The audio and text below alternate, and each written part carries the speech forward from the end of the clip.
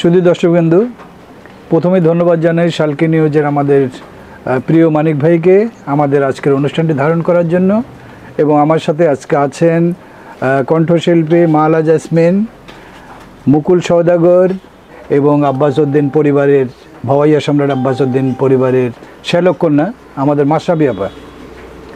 তা আমি যে ব্যাপারটি নিয়ে আজকে কথা বলবো সেটি হচ্ছে, ভাওয়াইয়া সম্রাট আব্বাস উদ্দিন হচ্ছে আমাদের নীলফামারী জেলার দুলাভাই, জামাই আর কি। তো তাকে নিয়ে এর আগে কখনোই সম্মাননা দেওয়া হয়নি। আমি চিন্তা করলাম আমার তো শিল্পী হিসাবে একটা করণীয় আছে, এই জন্য ইনশাল্লাহ আগামী মাসের সেকেন্ড উইকে আমি ভাওয়াইয়া সম্রাট আব্বাস উদ্দিন সম্মাননা দেব নীলফামারীতে। এই জন্য তার পরিবারের লোকজনের সঙ্গে কথা না বললে তো ওই কাজটা করা যাবে না। এই জন্য আজকে নীনা মাশরাফি আপার কাছে আসা। আর অনুষ্ঠানটি যেটি করতেছি উৎসর্গ হচ্ছে আমাদের এই উপমহাদেশের প্রখ্যাত শিল্পী জুবিন গার্গ স্মরণীয় অনুষ্ঠানটি করতেছি। আপনারা তো জানেন যে জুবিন গার্গ, যার মৃত্যুর পরে 18 লক্ষ লোক তার লাশের পিছনে, গোটা পৃথিবীতে মাইকেল জ্যাকসনের পরে যার স্থান, যাদের লাশের পিছনে বেশি মানুষ হয়েছে।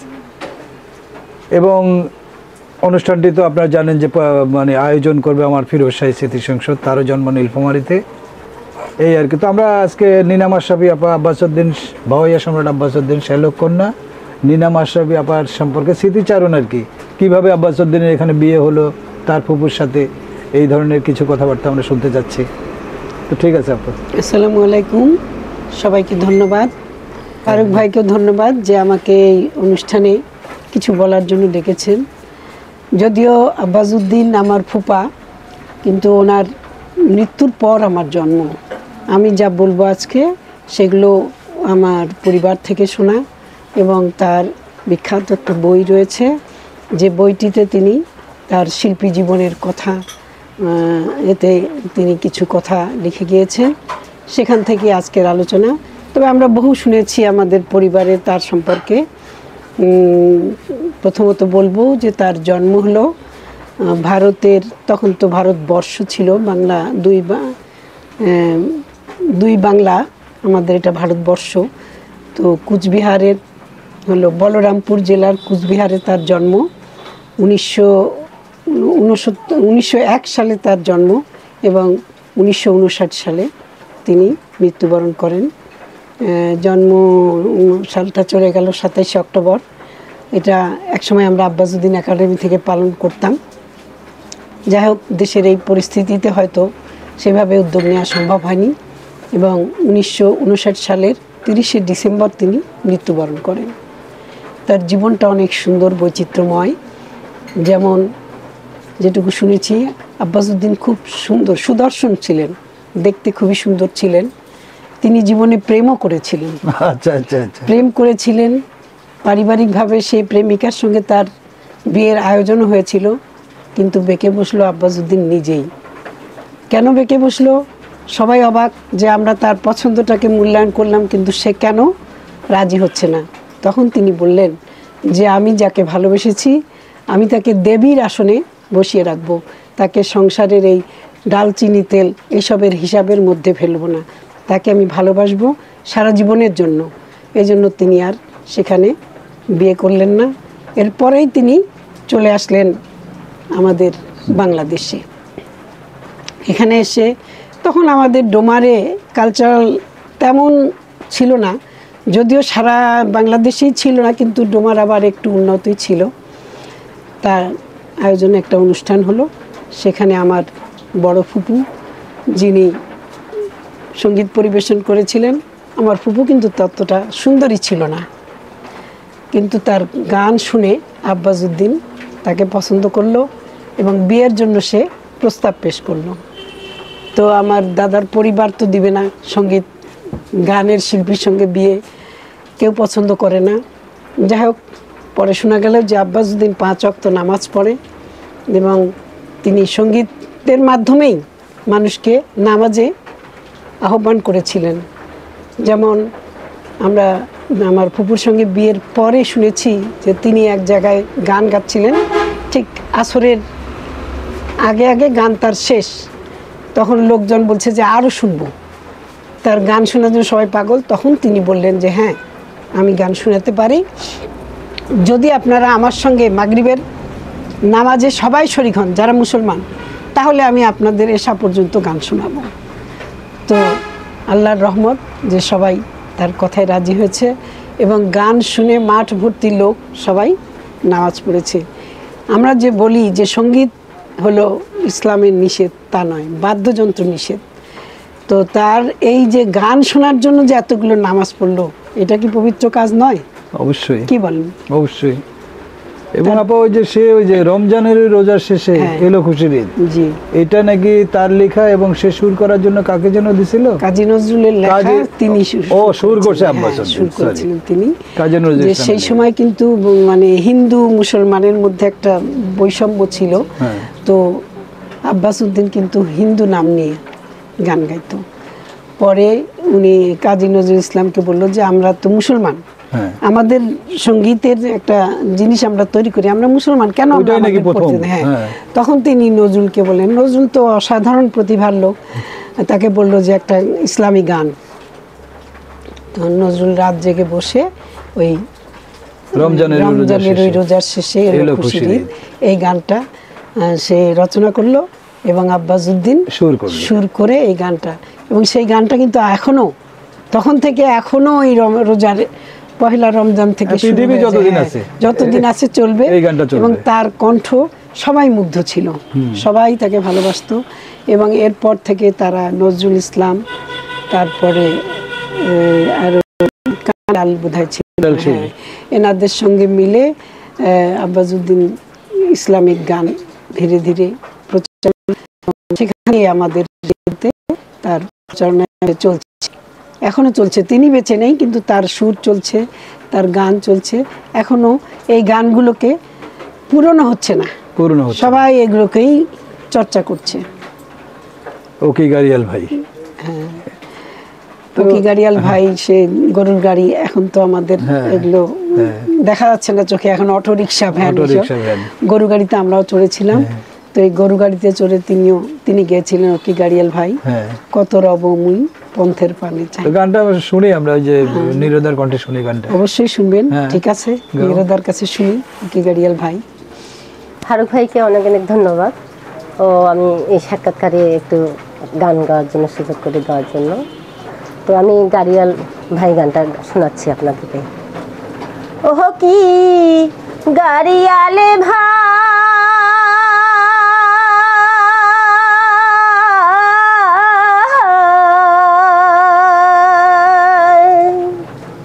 ওহ কি গাড়িয়ালে ভাই, কত রব আমি পন্থের দিকে চায়াহারে, যেদিন গাড়িয়াল উহু জাহানে যায়,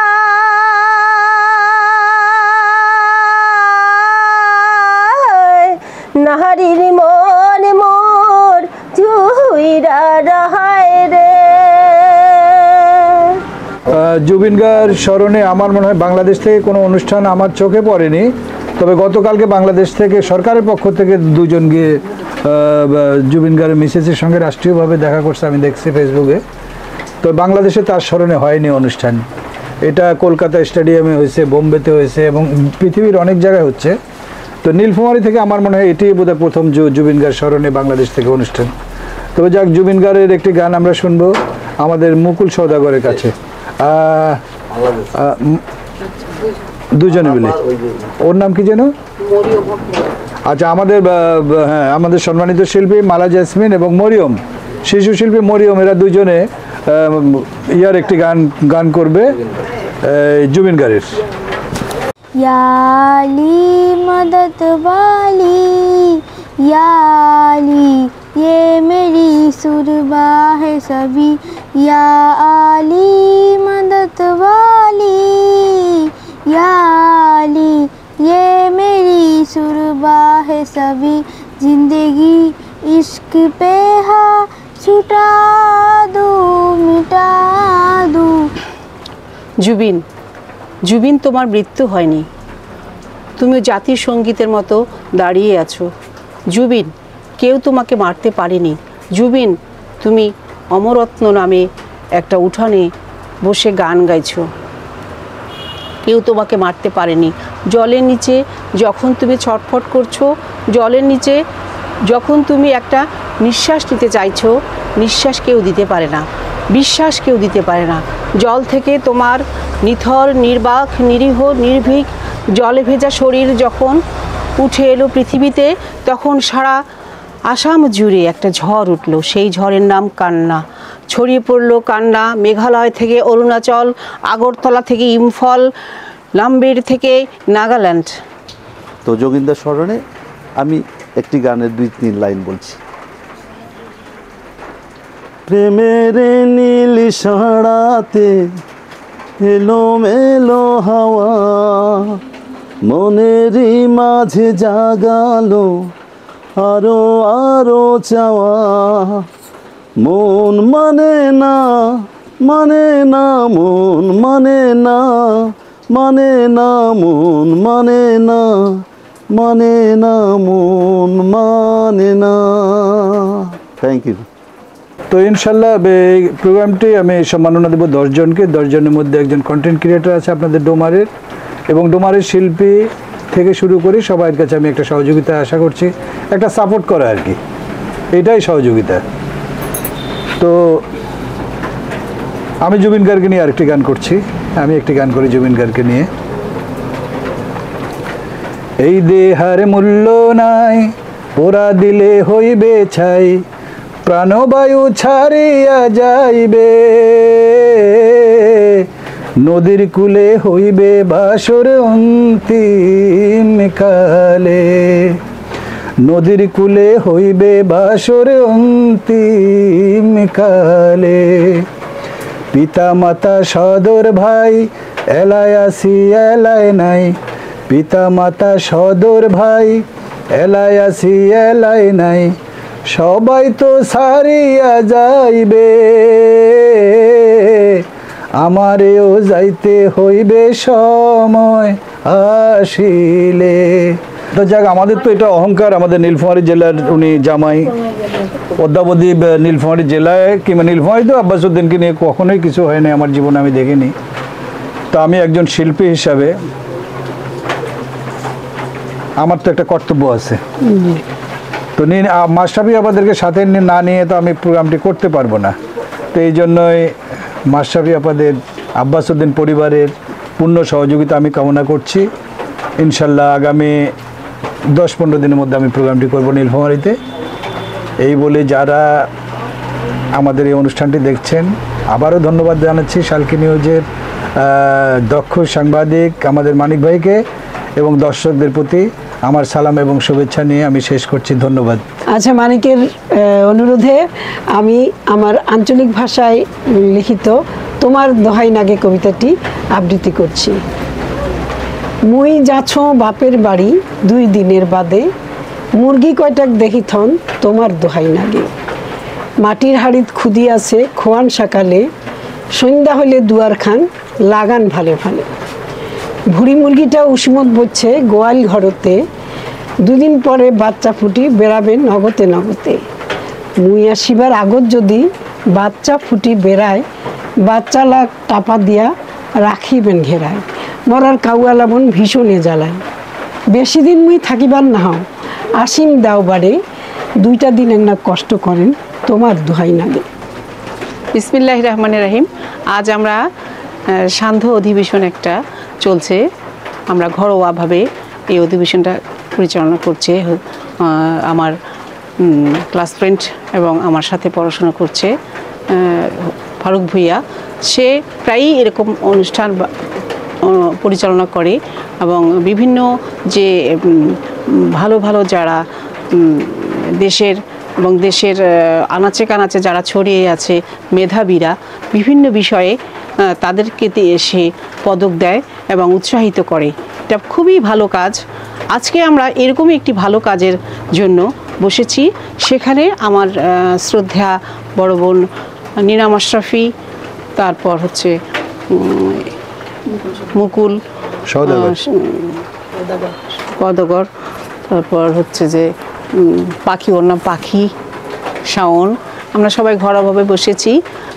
উদ্দেশ্য হচ্ছে যে জুবিন গার্গের মৃত্যু এবং এই ভাওয়াইয়া মাসেই ভাওয়াইয়া সম্রাট আব্বাসউদ্দিন। আব্বাসউদ্দিন মৃত্যুবরণ করেছেন, জন্মগ্রহণ করেছেন। সেই পরিপ্রেক্ষিতেই ফারুকের সেই প্রোগ্রামগুলোর পরিপ্রেক্ষিতে আমরা আজকে বসেছি, যদিও এটি ঘরোয়া, তারপরেও হচ্ছে দুইজন গুণী ব্যক্তি, একজন হচ্ছে দুইজনেই বিখ্যাত ব্যক্তি এবং দুইজনেই গুণী, দুইজনেই গায়ক। একজন হচ্ছে আমাদের বাঙালি গায়ক, আরেকজন হচ্ছে আসামের গায়ক। দুজনেই খুবই বিখ্যাত, বিশ্ববিখ্যাত। সম্প্রতি মারা গেছে জুবিন গার্গ এবং তার আগেই, অনেক আগেই মারা গেছেন আব্বাসউদ্দিন, সুর সম্রাট আব্বাসউদ্দিন। তাদের দুইজনের জন্যই আমরা হচ্ছে এই প্রোগ্রামটাতে অংশগ্রহণ করছি এবং আলোচনা ও সঙ্গীত এবং কবিতা আমরা আবৃত্তি করলাম।